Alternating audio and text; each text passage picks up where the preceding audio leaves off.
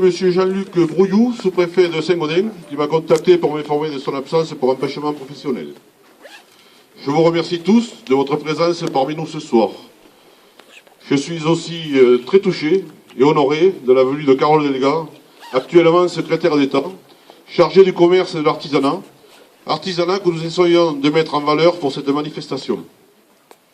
Mais aussi secrétaire d'État chargé de la consommation et de l'économie sociale et solidaire. Pour l'économie sociale et solidaire, des habitants de Gensac sont porteurs d'un projet au travers du LAMAP dans un éco-hameau. Une facette nouvelle de notre village que nous essayons de gérer et arriver à mettre en place par le biais d'un PLU. Pas facile. Je suis aussi heureux d'accueillir M. Joël Laviragné, député de la Haute-Garonne, 8e circonscription, c'est-à-dire la nôtre. Je suis d'autant plus heureux de l'accueillir que nous sommes après la campagne électorale et que je considère sa venue comme encore plus amicale. Je tourne.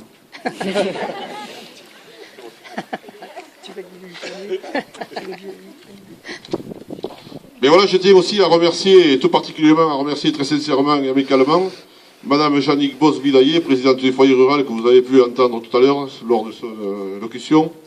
Ce foyer rural a été créé, un peu d'histoire, en 1961. Et certains d'entre vous, et beaucoup me disent « mais tu ressembles à ton père ». C'est vrai, parce qu'en fait, c'est lui qui l'avait créé.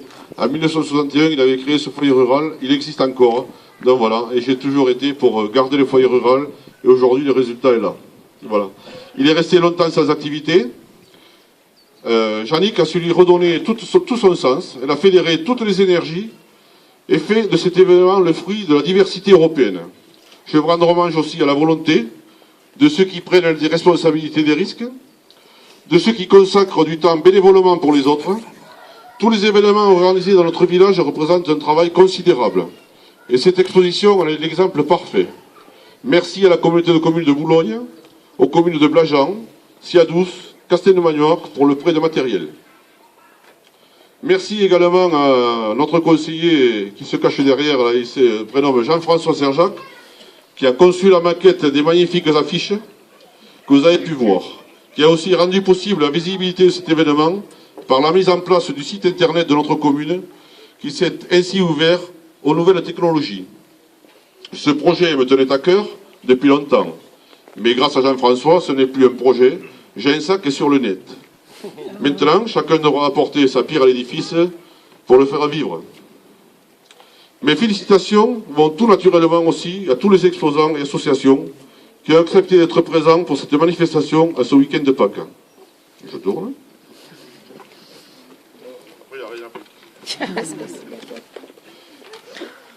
Restons modestes, mais ne rougissons pas non plus. Cette exposition, par la qualité des œuvres exposées, rivalise avec des expositions urbaines dans les lieux prestigieux. Notre commune ne compte que 120 habitants, mais je tiens à souligner, elle est riche d'une magnifique diversité. Madame Delga, je vais profiter de votre présence inattendue au vu de vos fonctions exceptionnelles pour notre petit village, pour vous transmettre un message à mon nom et au nom de beaucoup de mes collègues maires et autres élus de petites communes rurales. Je sais qu'au conseil régional, vous avez été vice-présidente, chargée de la ruralité, des services publics en milieu rural et de nouvelles technologies. Alors, en tant que maire de petite commune rurale, j'espère pouvoir compter sur votre soutien pour défendre le maintien des services dans le monde rural. Je sais qu'aujourd'hui, à 14 h, vous participez à un colloque sur la fusion territoriale régionale.